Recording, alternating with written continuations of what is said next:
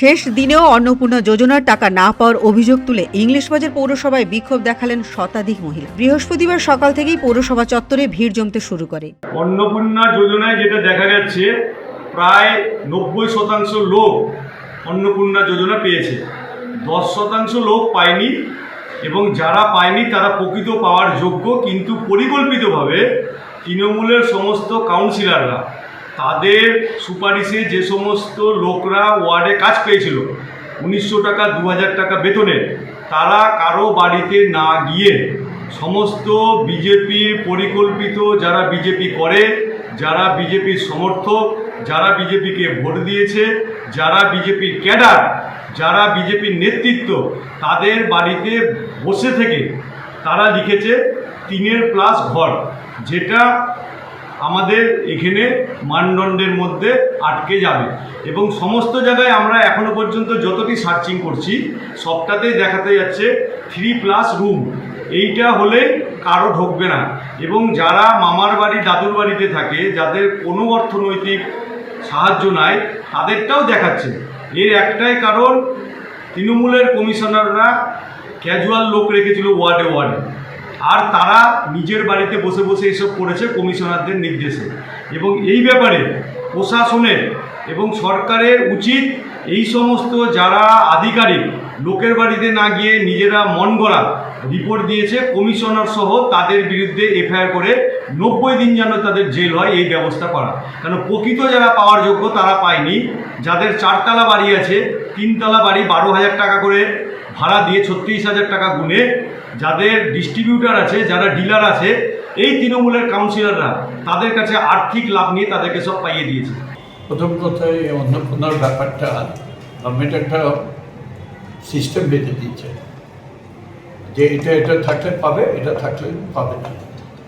তো যারা form fill up করেছে হয়তো ভুল ত্রুটি হয়েছে, ফলে এটা হোল্ড করে গেছে, তারা এসছে। আর আমাদের এখানে এসে জমা দিতে হবে। মেন কাজ হচ্ছে ডিএম অফিস থেকে।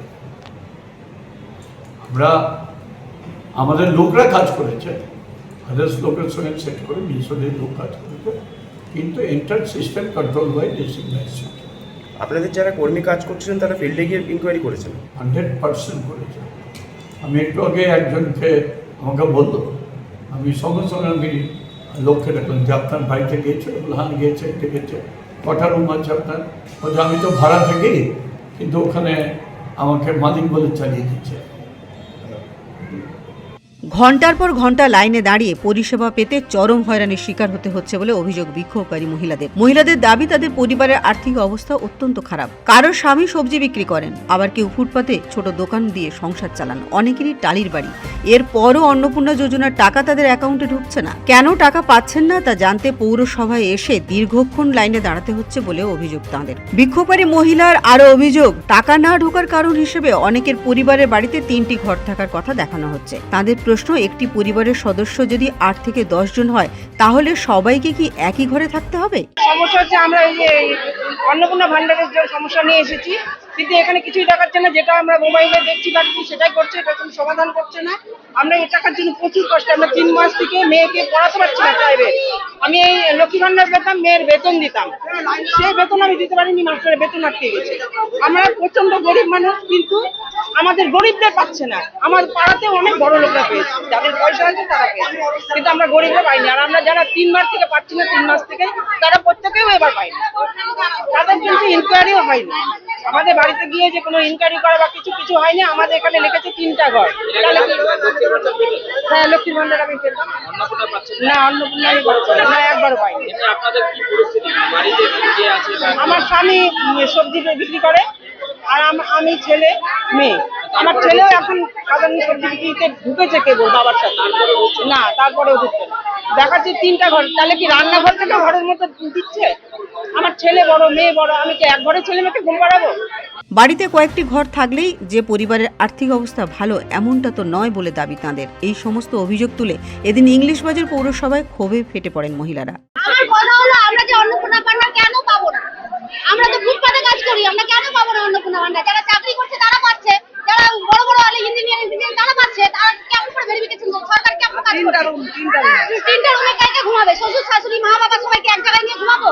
একটা রুমের মধ্যে বাড়ির লোক মেয়ে সবাইকে দিব তিনটা রুম কার নাই সরকার কি করে সরকার কি চাচ্ছে রান্না, পায়খানা, ভাই বোন মা বাবা শ্বশুর শাশুড়ি সবাই একসাথে ঘুমাবো শ্বশুর শাশুড়িকে বৃদ্ধাশ্রমে পাঠাবো উঠে করবো